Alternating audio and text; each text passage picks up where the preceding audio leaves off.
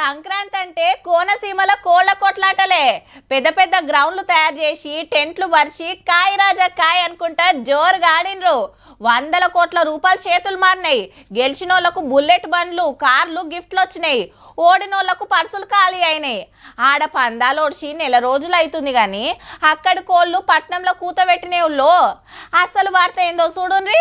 వారే వా గిరాకంటే గిది ఒక్క కోడి 37,000 అంటే చూడుర్రి. మొన్న రంగారెడ్డి జిల్లా మొయినాబాద్ ఫామ్ హౌస్ లో కోళ్ల ఫైటింగ్ జరుగుతుంటే పోలీసులు పట్టేసిండ్రు కదా.